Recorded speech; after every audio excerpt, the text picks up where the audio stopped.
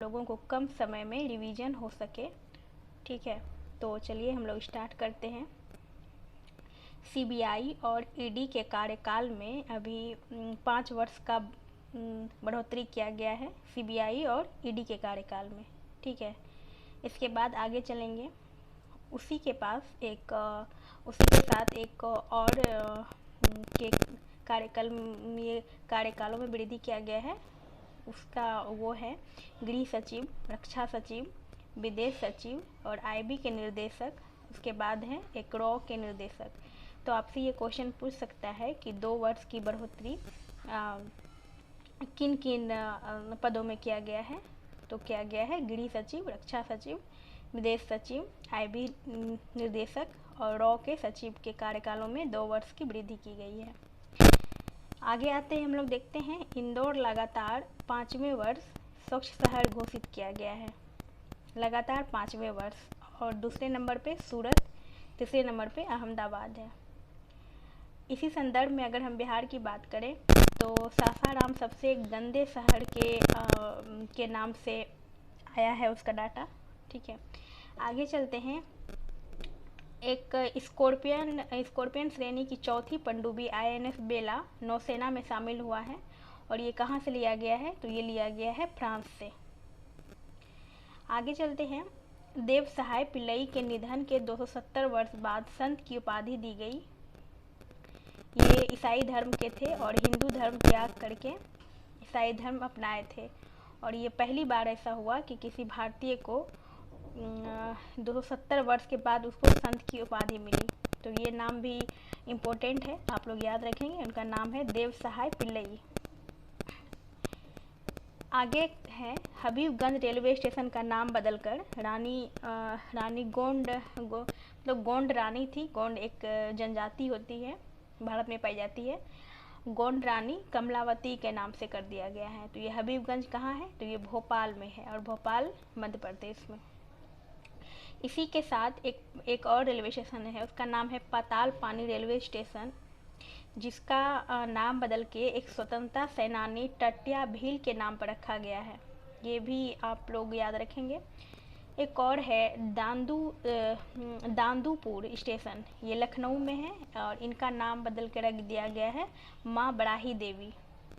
ठीक है, तीन रेलवे स्टेशन का नाम बदला है, ये तीनों का आप लोग याद रखेंगे। आगे है 52वां फिल्म महोत्सव गोवा में हुआ। कहाँ हुआ? गोवा में हुआ। और किस स्टेडियम में हुआ?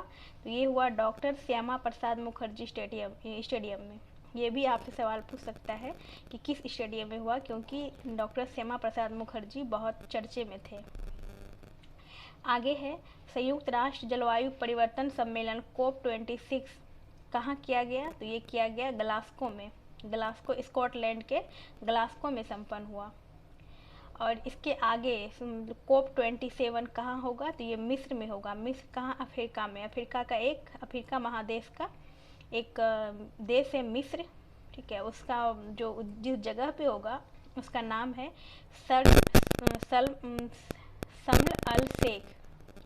और 2030 तक इसमें जो रखा गया है, 2030 तक 500 गीगावाट तक कार्बन उत्सर्जन कम करने का बात कहा गया है इसमें 2030 तक। ठीक है, और 2070 तक नेट जीरो कार्बन उत्सर्जन पहुंचने का बात किया गया है। ये क्वेश्चन भी आएगा कि कब तक जीरो कार्बन, क्योंकि ये जीरो कार्बन वाला इम्पोर्टेंट है। चलिए आगे देखते हैं हम लोग। One sun one world and one grid पहल किसने लाया था? तो ये नरेंद्र मोदी लाए थे। और नरेंद्र मोदी लाए थे और किनके साथ मिलकर लाए थे? तो भारत और ब्रिटेन दोनों देश मिलकर one sun one world one grid पहल लाया गया था। आगे है अमेरिका अंतर्राष्ट्रीय सौर गठबंधन का 101वां देश बना है। तो सौर संगठन अंतर्राष्ट्रीय सौर संगठन किसका है ये? तो ये है भारत और फ्रांस का। और इसमें अमेरिका 101वां सदस्य बना है। अब देखिए इसमें एक अच्छी बात क्या है कि पहले अमेरिका संगठन बनाती थी, उसमें भारत जाके मिलता था। अब भारत बनाती है और अमेरिका उसमें उसका सदस्य बनता है। तो ये हम लोगों की एक बहुत अच्छी मतलब हम लोगों ने बहुत अच्छा विकास किया है इस संदर्भ में। आगे है अफगानिस्तान पर 8 देशों के राष्ट्रीय सुरक्षा सलाहकारों का क्षेत्रीय सुरक्षा संवाद नई दिल्ली में संपन्न हुआ।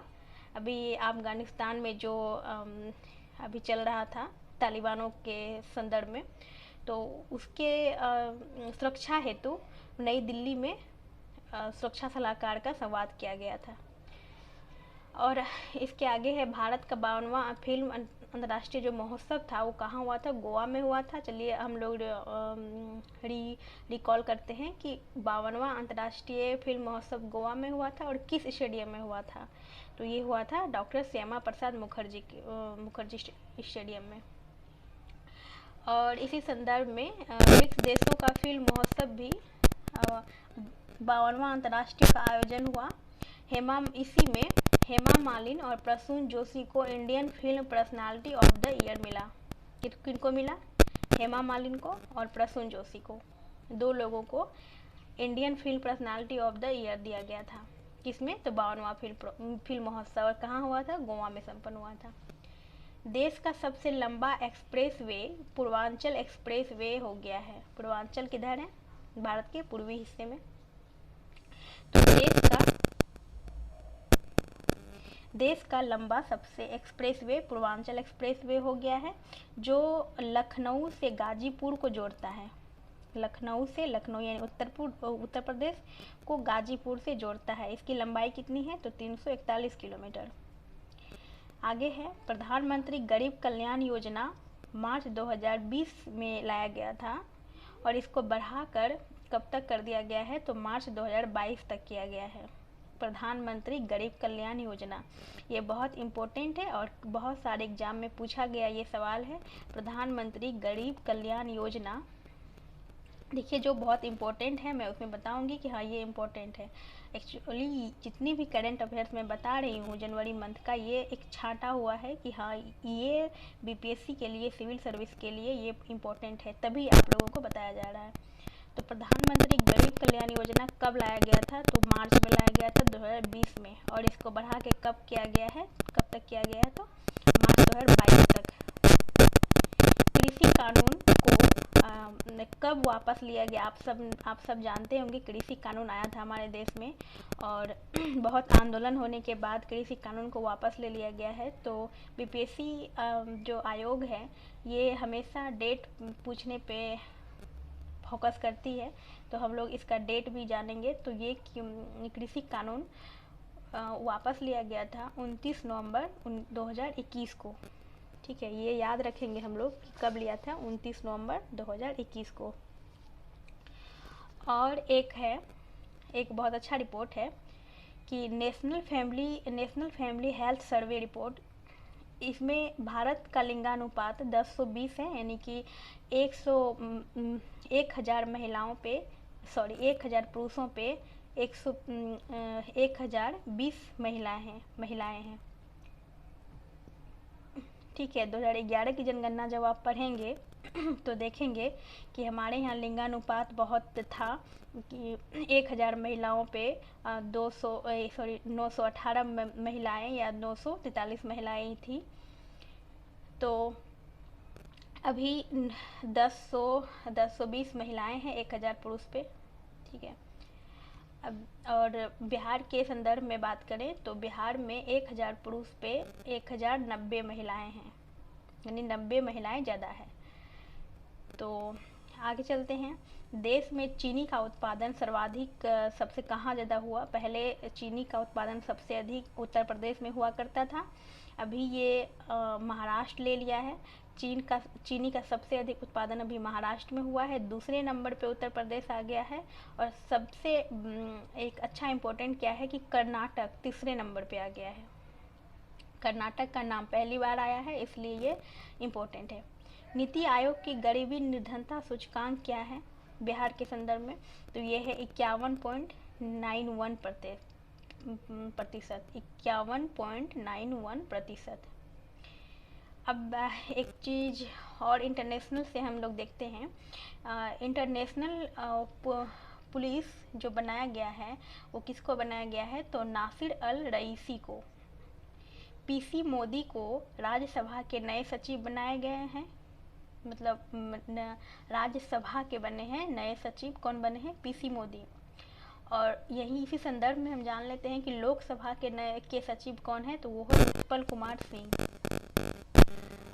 और अभी हम लोग अगर स्पोर्ट की बात करें तो फुटबॉलर में सबसे अच्छा सर्वश्रेष्ठ खिलाड़ी कौन है, तो लियोन मेसी है। ये 7वें बार लियोन मेसी सर्वश्रेष्ठ फुटबॉलर बने हैं। हालांकि लगातार नहीं बने हैं, पर 7 बार इनको सर्वश्रेष्ठ फुटबॉलर का खिताब मिल चुका है। अब आइए देखते हैं थॉमस कप। थॉमस कप 2021 का इंडोनेशिया जीता था, किसको हरा के, चीन को हरा के। और पुरुषों के लिए होता है थॉमस कप, महिलाओं के लिए होता है उबेर कप। तो थॉमस कप 2021 का इंडोनेशिया जीता, किसको हरा के, चीन को हरा के। और उबेर कप चीन जीता, किसको हरा के, तो जापान को हरा कर। ठीक है। और 2022 का जो थॉमस कप है ये बहुत इम्पोर्टेंट है, इसको आप लोग वीवीआई कर लेंगे। थॉमस कप 2022 का भारत जीता है, वो भी पहली बार जीता है। उसके बाद एक और है सुधीरमन कप, ये चीन जीता है, ये भी बहुत इम्पोर्टेंट है। सुधीरमन कप चीन ने जीता है। एक और है सैयद मुश्ताक अली कप, सैयद मुश्ताक अली कप, ये तमिलनाडु जीता है। इसको बहुत अच्छे से इसको दिमाग में बैठा लीजिए कि सैयद अली ट्रॉफी किसने जीता है, सैयद मुश्ताक अली ट्रॉफी किसने जीता है, तमिलनाडु ने जीता है, तमिलनाडु ने जीता है। आईसीसी कमेटी का अध्यक्ष किसको बनाया गया था, सौरव गांगुली को बनाया गया है। और नेशनल क्रिकेट का कमेटी का लक्ष्मण को बनाया गया है। आगे हम लोग देख लेते हैं, 2-4 क्वेश्चन और होना चाहिए। नहीं, इतना ही काफ़ी है जनवरी माह के लिए, इतना ही काफ़ी है। तो आप लोग अगर इस ऑडियो को 2 बार 3 बार अगर आप सुनते हैं तो आपको याद हो जाएगा कि जनवरी माह में इतना करंट था।